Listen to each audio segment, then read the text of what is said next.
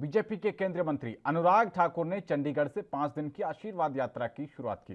इस दौरान चंडीगढ़ में मौजूद किसानों ने उन्हें काले झंडे दिखाने की कोशिश की और तब बीजेपी के कार्यकर्ताओं और किसान प्रदर्शनकारियों के बीच झड़प भी हो गई।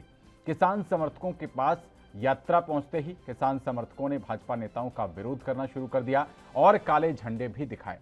हालांकि इस दौरान कुछ गिने चुने किसान समर्थक ही पहुंचे थे, जिन्हें पुलिस ने हिरासत में ले लिया।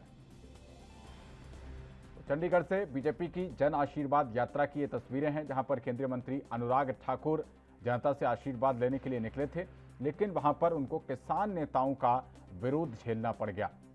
स्थिति ये बन गई कि बीजेपी के कार्यकर्ता और किसान समर्थक आमने सामने आ गए और दोनों के बीच एक हल्की फुल्की झड़प भी सामने आई।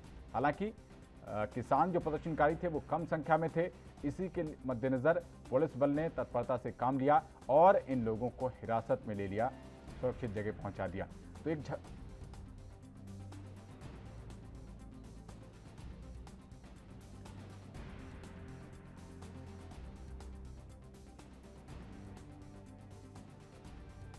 तो इसी खबर पर ज्यादा जानकारी के साथ संवाददाता अमित कुमार हमारे साथ चंडीगढ़ से लाइव जुड़ गए हैं। अमित, ये जन आशीर्वाद यात्रा में किसानों ने विरोध प्रदर्शन किया, काले झंडे दिखाए, किस तरीके का रिस्पांस मिल रहा है और क्या कुछ तमाम ताजा जानकारी निकलकर सामने आ रही है?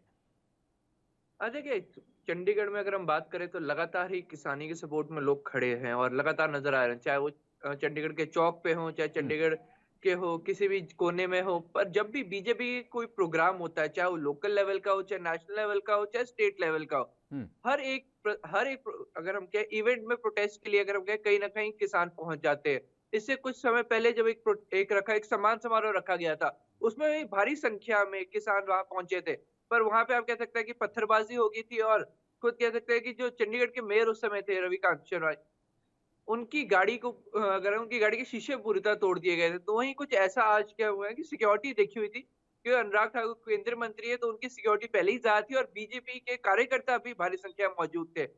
पर इस बार अगर हम कहें तो जो अगर कहीं न कहीं जो किसान आए थे सब अगर काले झंडे दिखाने, वो कुछ लिमिटेड संख्या में थे और जब उन्होंने काले झंडे दिखाने की कोशिश की तो कार्यकर्ता जो बीजेपी के कार्यकर्ता है और जी। किसानों के बीच में झड़प हो गई। इसके बीच में पुलिस बीच बचाव करते हुए आई और जितने भी किसान यहाँ प्रदर्शन करने पहुंचे, जो गिने-चुने ही थे, उनको हिरासत में ले लिया और बाद में उन्हें छोड़ दिया गया था।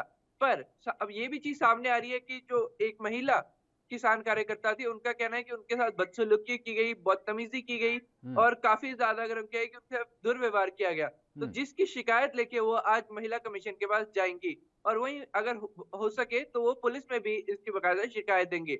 अब ये देखना होगा क्या ये पुलिस ये शिकायत रद्द करती माफ़ कीजिएगा, ये पुलिस ये शिकायत लिखती है या नहीं? वहीं महिला कमीशन ज़रूर शिकायत को एक्सेप्ट करती है, क्योंकि वीडियो में आप देख सकते हैं काफ़ी ज़्यादा तीखी नोक-झोंक होते हुए नज़र आ रही है, पर इसमें दोनों तरफ ही कहीं न कहीं अगर ज़िम्मेदार नज़र आ रहे हैं। तो अब ये देखना होगा कि क्या एक्चुअल में ही गलती है बीजेपी कार्यकर्ताओं की, क्योंकि महिला किसान जो है, वो लगातार कह रही हैं कि उनके यहाँ बदसलूकी की गई है और वीडियो में हर चीज़ क्लियर नहीं है और वो जो अपनी शिकायत देंगी तो उसमें वो सब कुछ क्लियर करेंगे। ठीक है। अभी जी, जो किसानों के अलावा एक आम नागरिकों का एक तबका होता है, उससे इस जन आशीर्वाद यात्रा को कितना आशीर्वाद मिलता हुआ आप देख पा रहे हैं ग्राउंड जीरो पर? देखिए, कई चीज़ें कंसिडर करने वाली है। अगर ये जो रैली है चंडीगढ़ से शुरू हुई है, तो कहीं न कहीं हिमाचल की तरफ ही जानी है। हिमाचल के 5 दिन हर एक जगह पे जब हमने अनुराग ठाकुर से पूछा था कि क्या ये रैली से लोगों को फ़ायदा होगा? तो उन्होंने कहा था लोगों को अपने विधायक देखने को मिलेंगे, लोग इंटरैक्ट कर पाएँगे, तो कहीं न कहीं एक अच्छा रिस्पॉन्स ज़रूर देखने को मिलेगा। पर एक और चीज़ काफ़ी ज़्यादा चिंता का विषय है कि कोरोना की थर्ड वेव। अगर हम हिमाचल की ही बात करते हैं, तो हिमाचल ने अपनी सख्ताई बढ़ा दी है। ऐसे में उस तरफ एक और इतनी बड़ी रैली निकालना, तो देखिए अनुराग केंद्रीय मंत्री हैं और उनकी एक बहुत बड़ी फैन फॉलोइंग है। जी। लोग उनको बहुत ज़्यादा अगर हम कहते हैं प्रेफ़र करते हैं और उनकी अगर मैं सिर्फ़ अगर चंडीगढ़ की बात करता हूँ, जहाँ पे हिमाचल के आए लोग बहुत थोड़ी संख्या में, तो वहाँ पर हिमाचल भवन में पैर रखने की जगह नहीं थी। जब हम उनके पास जा रहे थे तो बहुत ज़्यादा धक्का-मुक्की, या हम कहें कि जितनी कैपेसिटी है उससे कई ज़्यादा लोग यहाँ मौजूद थे। तो यही बात है कि क्या ऐसा ही रिस्पॉन्स पूरे हिमाचल के रूट पे देखने को मिलेगा, तो बहुत ज़्यादा लाज़मी है कि ऐसा हो सकता है। तो अब ये है कि इसको मेंटेन कैसे कर देंगे? देखिए, बीजेपी की तरफ से ये रैली तो अनाउंस कर दी गई है, पर अब उनको इस बात का भी ध्यान रखना होगा कि कहीं ये रैली ही बीजेपी के लिए मुसीबत ना बन जाए, क्योंकि अगर कहीं इससे इन रैलियों से थर्ड वेव दोबारा आती है तो उनको ऑपोजिशन जरूर घेरता हुआ नजर आएगा।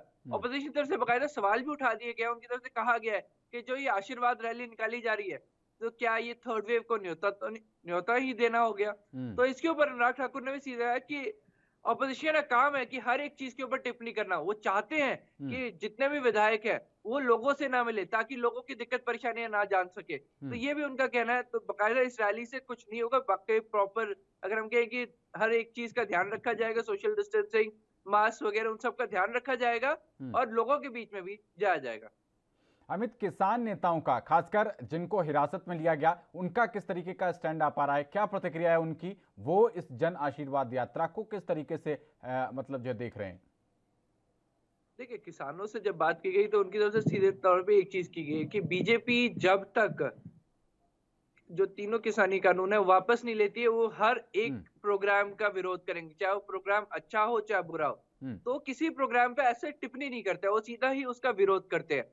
उनका कहना है कि वो एक टारगेट लेके चले हैं कि 3 कृषि कानून जब तक वो वापस नहीं करवाते हैं, लगातार ही बीजेपी के हर एक प्रोग्राम, चाहे वो लोकल लेवल हो, चाहे नेशनल लेवल हो, चाहे किसी लेवल में हो, पूरे पंजाब में, हरियाणा में, जहां पे हो सके वहां पे विरोध करेंगे।